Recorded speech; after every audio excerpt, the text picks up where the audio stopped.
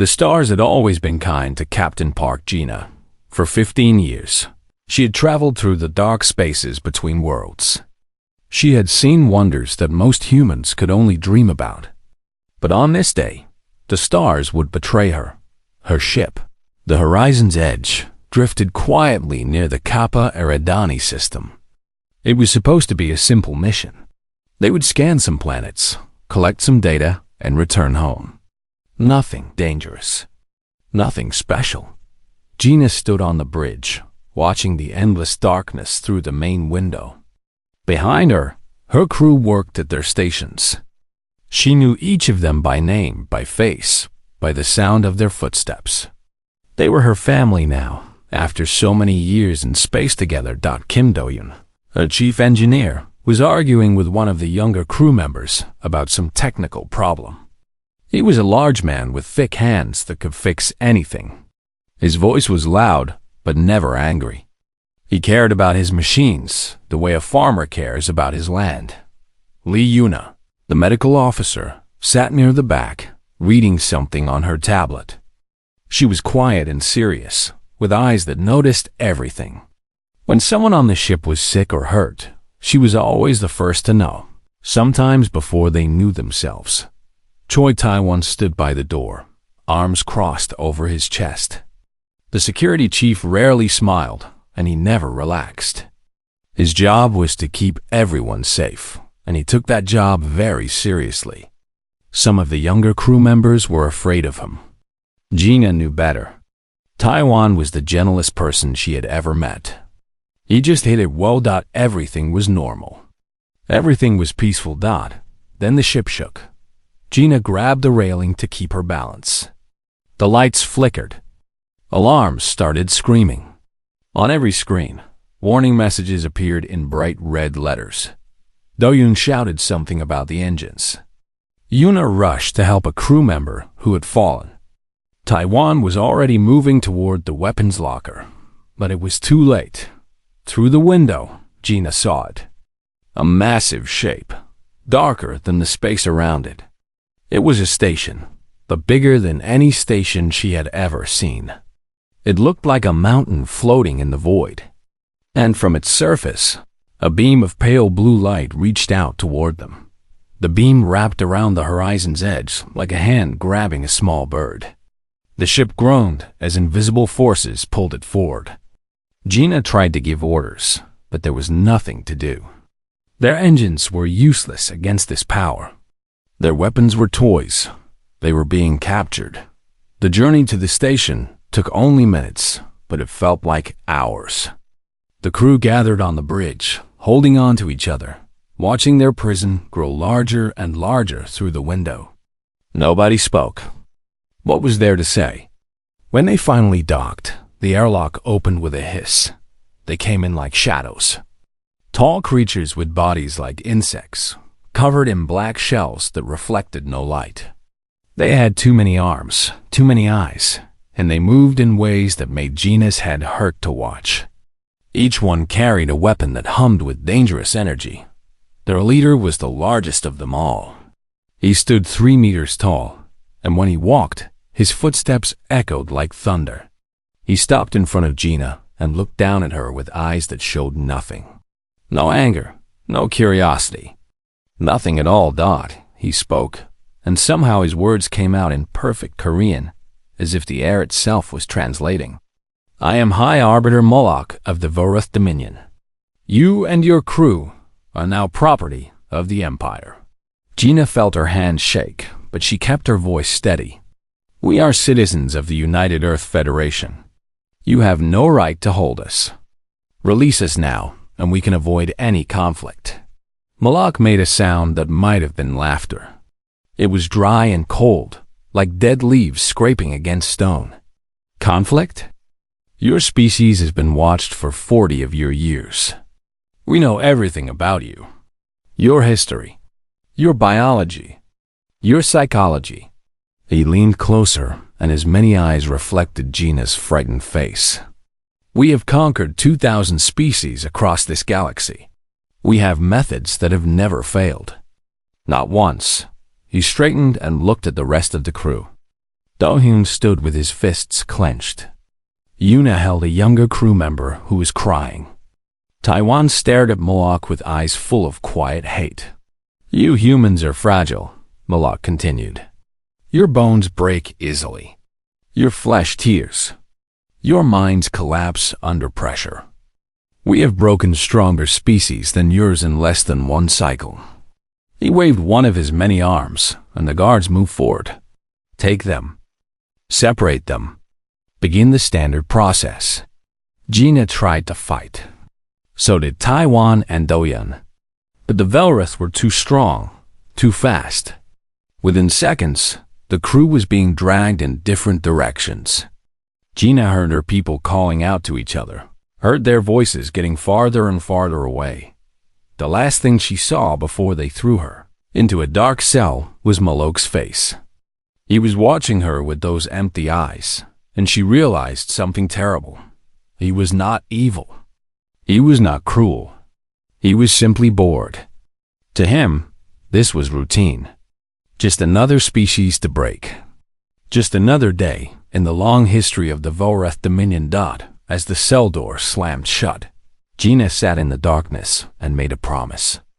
Not to herself. Not to her crew. To Moloch. He thought he knew everything about humans. He had studied their history, their bodies, their minds. But he had missed something. Something that could not be measured or recorded. Humans do not stay broken. Gina closed her eyes and began to plan. The first week was the hardest. Park. Gina sat alone in her cell, counting the hours by the dim light that sometimes came through a small gap in the wall. They gave her water twice a day and food once. The food tasted like dust, but she ate it anyway. She needed her strength. Every few days, the guards came and took her to a room where Moloch waited. He asked her questions about Earth, about human governments, about military secrets. She told him nothing useful. So they hurt her. Not too much. Just enough to make the next day harder than the last. But Gina refused to break. What the Velrith did not know was that the other humans were doing the same thing. In the engineering section of the prison, Kim Do-hyun had found something interesting. The Velrith were advanced, yes, but their technology was old. Very old. It had not changed in thousands of years because they had never needed to change it. Nobody had ever escaped their prisons before. Do-hyun saw weaknesses everywhere. Bad wiring, old pipes, systems that did not talk to each other properly. During his work shifts, when the guards forced him to repair broken machines, he studied everything. He remembered everything. And at night, when the other prisoners gathered in the shadows, he taught them. There were humans from other ships. Some had been here for months. A few had been here for years. They had almost given up hope. But when Do-hyun spoke to them, something changed in their eyes. He told them about the pipes that ran through the walls.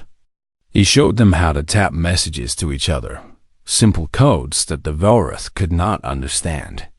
He explained which guards were lazy and which were cruel. He made them believe that escape was possible. In the medical wing, Lee Yuna faced a different kind of horror. The Velrith scientists were curious about other species. They cut them open while they were still alive. They tested drugs and poisons on prisoners who screamed until their voices broke. They wrote careful notes about everything. They expected Yuna to help them. When she refused, they made her watch. But Yuna was smarter than they knew. While they thought she was suffering, she was learning. She memorized the layout of the medical wing. She studied Velrith anatomy, noting where their shells were thick and where they were thin. She counted the guards and learned their schedules. Most importantly, she found ways to help. She stole small things, medicine and bandages and clean water.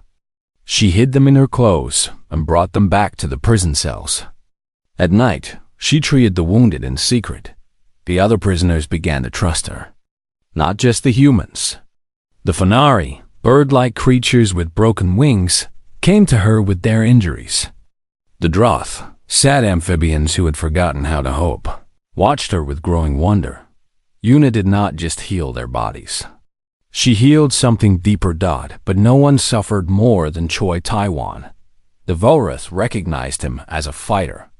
They saw the way he stood, the way his eyes tracked every movement, the way his hands were always ready. So they decided to break him first. They called it the trial of pain. Every morning, they took Taiwan to an arena and made him fight. Sometimes it was against starving beasts with too many teeth. Sometimes it was against prisoners from other species who had been driven mad. Sometimes it was against Volrath warriors who wanted to test themselves. Taiwan won every fight. He did not want to kill, but he did what he had to do to survive. Each night, he returned to his cell covered in blood, some of it his own. They tried other things. They locked him in darkness for days. They played terrible sounds that gave him nightmares. They told him his friends were dead, showed him fake evidence, tried to make him believe he was alone. None of it worked. After 2 months, Malak himself came to see Taiwan. The High Arbiter stood outside the cell, watching the human sit quietly in the corner. "Why you not break?" Malak asked. There was something new in his voice. Not quite fear, but close. "Every test shows you should have collapsed by now. Your body is damaged. Your mind has been pushed past all limits. Yet you continue." Taiwan looked up at him. His face was covered in scars now, but his eyes were the same as they had always been. Calm, patient, dangerous. "You want to know why I do not break?" Taiwan said. His voice was rough from screaming, but steady. "Because every morning when I wake up, I think about my captain. I think about my friends. I know they are still alive somewhere in this station, fighting just like me. And I know that one day we will get out of here together." He stood up slowly, ignoring the pain in his legs. "You can hurt my body. You can try to hurt my mind. But you cannot touch what really matters. You cannot break my hope. You cannot break my love for my people." Malak stared at him for a long moment. Then he turned and walked away without another word. That night, something strange happened. Other prisoners, who had been silent for weeks, began to whisper. They shared stories about the human who could not be broken. They shared the word that Yuna had taught them, that Dion had spread through tapped codes in the walls. Hope that the Volrath had studied humans for 40 years. They knew about their bodies, their history, their governments. But they had never understood this. They had never understood that for humans, hope was not just a feeling. It was a weapon. And in the darkness of the prison, that weapon was growing stronger every day. Han Seojin was not a hero. He was just a young navigator, 22 years old, fresh from the academy. He had joined the horizon's edge because he wanted to see the stars. He never expected to become a prisoner of an alien empire. For 3 months, he watched and waited. He was small and quiet, the kind of person that others forgot about. The Volrath guards barely noticed him. To them, he was nothing. Just another fragile human waiting to break. They were wrong. Seojin had been listening to the messages that Do-hyun tapped through the walls. He had memorized every piece of information, every weakness, every opportunity. And he had noticed something the others had missed. There was a communication array near the top of the station. It was old and poorly guarded because the Volrath never expected any prisoner to reach it. The path there went through maintenance shafts that were very small, too small for Volrath bodies, but not too small for a thin young human who had been eating prison food for months. Seojin made his decision on a quiet night when the guards were tired. He used tools that Do-hyun had taught him to make, bent pieces of metal from his food tray and wire stolen from broken machines. He opened his cell door without a sound. The shafts were dark and tight. Sometimes he had to squeeze through spaces so narrow that he could barely breathe. His shoulders scraped against rough metal. His knees bled from crawling. But he kept going. it took him 4 hours to reach the communication room. The equipment inside was strange, covered in symbols he did not understand. But the basic idea was the same as human technology. Find a frequency. Send a message. Hope someone was listening. Seojin worked quickly. His hands shook as he adjusted the controls. He thought about his captain, sitting alone in her cell. He thought about Da-hyun, teaching prisoners how to fight back. He thought about Yuna, healing the wounded in secret. He thought about Taiwan, standing tall no matter how many times they knocked him down. He would not fail them. The message went out on every human frequency at once. He gave the coordinates of the station. He described the situation. He begged for help. For 17 minutes, his voice traveled across the stars. Then the door opened, and the guards found him. They beat him badly. They dragged him through the corridors, past cells full of watching prisoners, until they reached the main hall. Malak was waiting there, and for the first time, the High Arbiter looked angry. "You think you have accomplished something?" Malak said. His voice was cold with fury. "Your species is too far away. Your ships are too slow. Help will never come." Seojin could barely stand. Blood ran down his face and dripped onto the floor. But he managed to lift his head and look at the observation window, where he knew Captain Gina was watching. Their eyes met through the glass. Seojin smiled. "Yalga," he said softly. "Go well. Then he turned to Malak and spoke as loud as his broken voice would allow. "You think this is the end? You think killing me changes anything? You just told every human in the galaxy exactly where to find you. They are coming. Maybe not today, maybe not tomorrow, but they are coming. And when they get here, they will tear this station apart piece by piece." Malak raised his weapon. "Any last words?" Seojin laughed. It hurt his ribs, but he laughed anyway. "Just 3. See you soon." The weapon fired. Seojin fell. And in the cells throughout the station, prisoners who had been silent for months began to stir. The Phanari, who had given up hope long ago, lifted their heads. The Droth gathered in small groups and began to whisper. Even some of the Velrith guards seemed nervous, checking their weapons and glancing at shadows. Malak ordered extra security. He told his officers that the situation was under control. But deep inside, in a place he did not want to admit existed, he felt something strange. Something he had not felt in centuries. 12 days later, the alarm started screaming. Gina was in her cell when the lights turned red and the walls began to shake. She pressed her face against the small window and saw something impossible. Ships. Human ships. Not just 1 or 2, but dozens of them. They poured out of space like angry bees from a broken hive. Their hulls were scarred from hard travel. Their engines glowed white-hot from pushing past every limit. At the front of the fleet was a massive battleship. Even from this distance, Gina could read the name painted on its side. Unbroken. She knew that ship. She knew its captain. Admiral WayHFY, her old mentor, the toughest woman in the entire fleet. Somehow, impossibly, help had arrived. The station shook again as weapons began to fire. Through the chaos, Gina heard voices shouting in Korean. She heard explosions and running footsteps and the sound of prison doors being forced open. She heard hope. Outside, Admiral WayHFY stood on the bridge of the Unbroken and watched the battle begin. Her face was calm, but her eyes burned with cold fire. "All ships," she said into the communication system.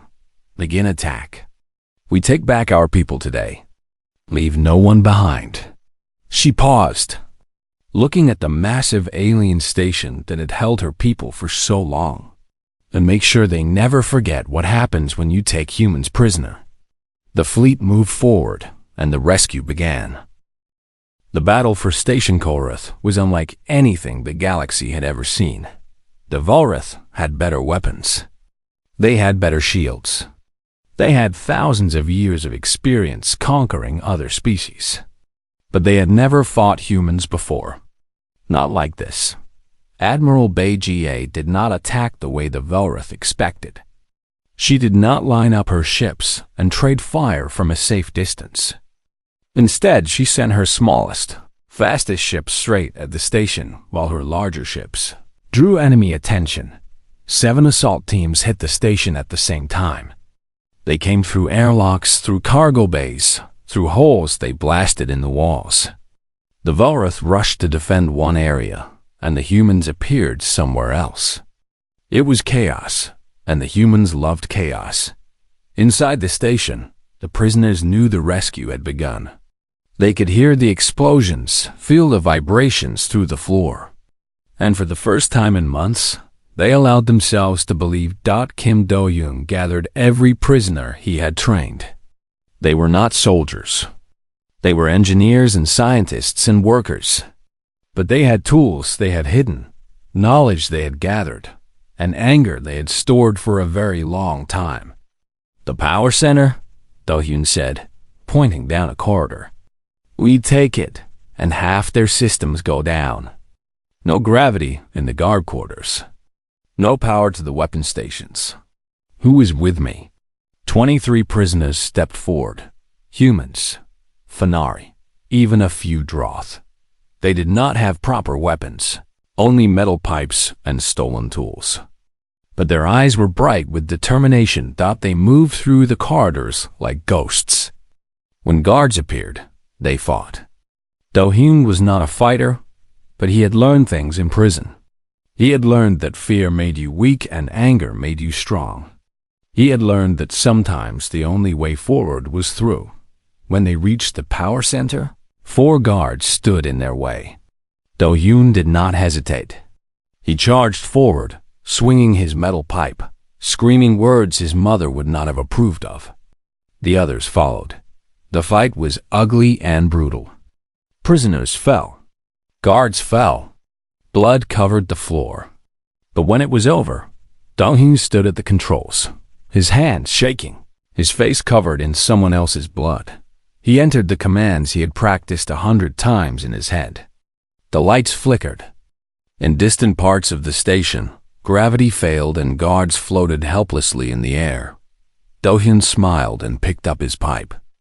There was more work to do. In the medical wing, Lee Yuna led a different kind of escape.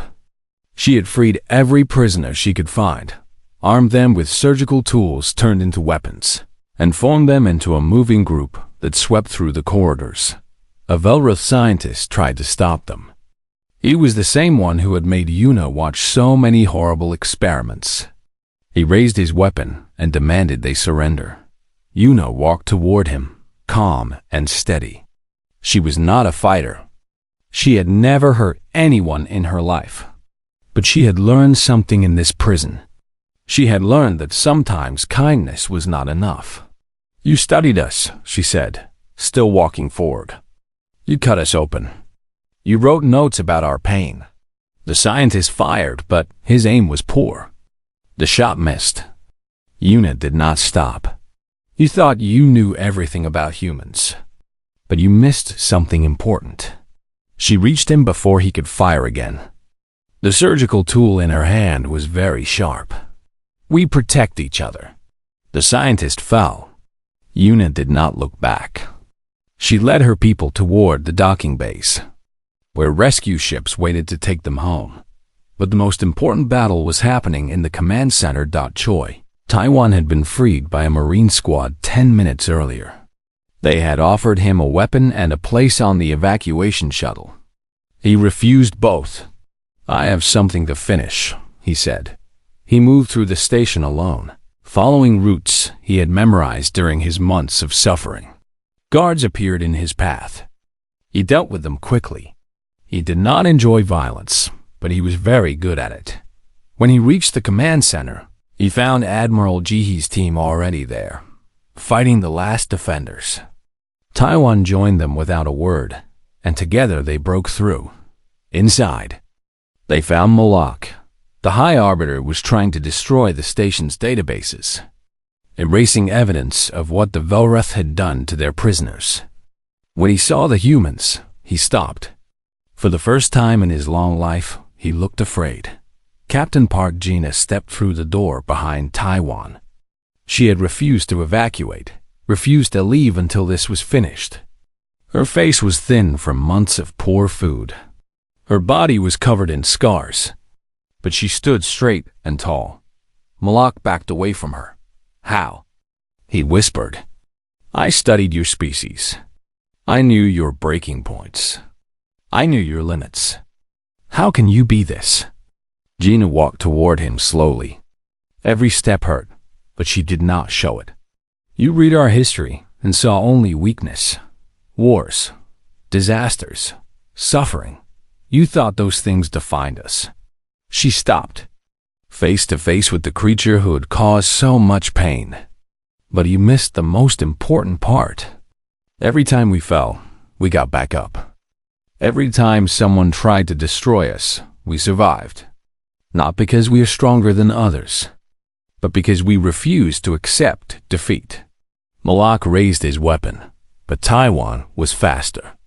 The weapon flew across the room, and the High Arbiter stood helpless before the humans he had tried to break. "Kill me," Malak said. "End this." Gina shook her head. "No, you will live. You will watch as your empire crumbles. You will see every species you conquered rise up against you, inspired by what happened here today. That is your punishment. That is how humans show mercy." She turned and walked away. Behind her, Taiwan smiled for the first time in months. He put a hand on Malak's shoulder, almost gentle. "She's being kind," he said quietly. "I would not have been." Then he followed his captain out, leaving the broken arbiter alone in the ruins of his command center. The station fell 6 hours after the battle began. Of the original crew of the Horizon's Edge, 73% survived. Many other prisoners were saved as well, including Vanarian Droth, who had been captive for years, when the last shuttle left the dying station, carrying the last of the rescued prisoners. They looked back at the place that had tried to break them. It was burning now. Flames visible through 100 broken windows. They had survived. They were going home. 1 year had passed since the Battle of Korath. The galaxy was changing. News of what the humans had done spread from star to star, carried by traders and travelers and refugees who had seen it with their own eyes. The Velrith Dominion, which had ruled unchallenged for 10,000 years, was suddenly facing something new. Rebellion. 12 species rose up in the first 6 months. They attacked Velrith outposts, freed prisoners, and demanded their freedom. Some failed and were crushed, but others succeeded, and each success inspired more to try. The Empire was cracking. Everyone could see it. Even the Velrith themselves. High Arbiter Malak sat in a small cell on Earth, writing in the journal they had given him. He was not trying to escape. He was not planning revenge. He was simply trying to understand. How had this happened? How had one small species, so weak and fragile, brought his ancient empire to its knees? He had asked himself this question 1,000 times, and he still did not have an answer. One day, Admiral WayHFY came to visit him. She was older than the humans he had met on the station, with gray hair and a face full of lines. But her eyes were sharp and clear. She sat across from him, separated by a thick glass wall, and studied him the way he had once studied her species. "You have questions," she said. It was not a question. Malak set down his journal. "Many, but only one that matters." He leaned forward, his many eyes fixed on her face. "I studied your species for decades. I knew everything about you. Your biology, your psychology, your breaking points. How did I get it so wrong?" GA was quiet for a long moment. When she spoke, her voice was calm and thoughtful. "You studied us like scientists study bacteria. You measured what you could measure and ignored what you could not. You saw that our bodies were weak, so you assumed we were weak. You saw our history of violence and assumed we would turn on each other. She smiled, just a little. But you missed the thing that holds us together. The thing that makes us get up when we fall down. Hope, Malak said. He had heard the word many times now. Your prisoners kept saying it. But I still do not understand. Hope for what? You were trapped. There was no logical reason to believe you would escape. That is exactly the point. Jihei stood up, hands clasped behind her back. Hope is not logical. It is not about calculating odds or measuring chances. It is about believing that tomorrow can be different from today. That is not something you can see under a microscope or write in a report. It lives inside us, in a place your science cannot reach. She walked toward the door, then stopped and looked back. You wanted to break us. Instead, you reminded us why we fight. Every empire that has ever tried to crush humanity has made the same mistake. They see our weakness and miss our strength. They count our failures and ignore our recoveries. They think because we fall down, we will stay down. She shook her head slowly. We never stay down, never. She left. Malak returned to his journal, writing slowly, trying to capture thoughts that felt strange and new. Across the stars, the survivors of the horizon's edge gathered to remember. 1 year ago today, Han Sojin had sent his message. 1 year ago, he had given his life so that others might live. They met on the observation deck of their rebuilt ship, looking out at the same stars they had once traveled together. Captain Park Gina stood at the window, her hands behind her back. She still carried scars from the prison, both visible and hidden. Some nights she woke up screaming, back in that dark cell.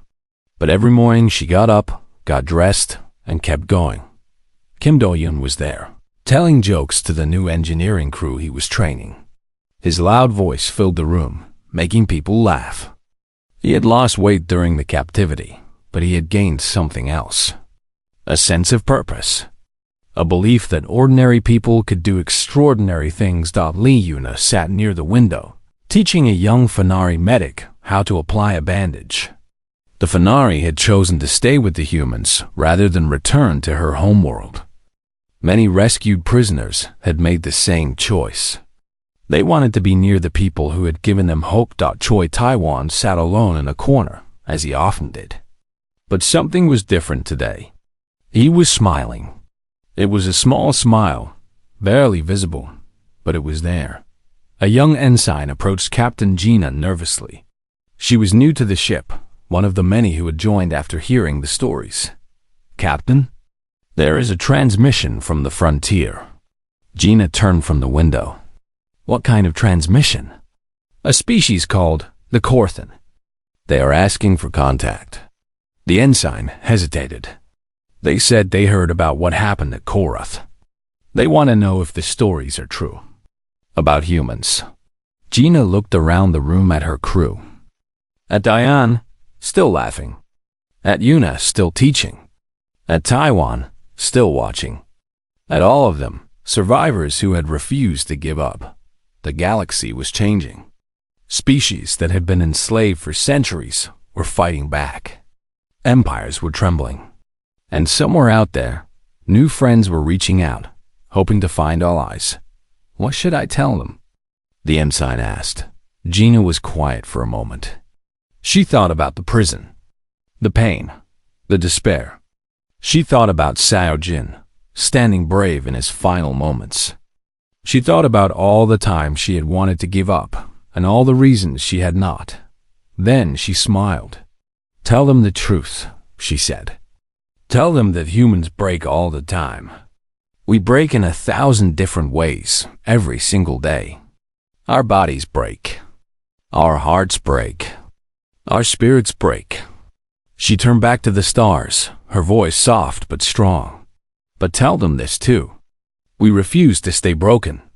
No matter how many times we fall, we get back up. No matter how dark the night gets, we believe in the morning. That is what makes us human. That is why we survived. The ensign nodded and hurried away to send the message. Outside, the stars burned cold and bright. Somewhere among them, the Velrith Dominion was slowly collapsing. Somewhere, freed species were building new lives. Somewhere, the Korthan waited for an answer that would change their history forever. Captain Park Gina stood at the window and watched the universe turn. Humans will break. They had said. They learned the hard way. The end.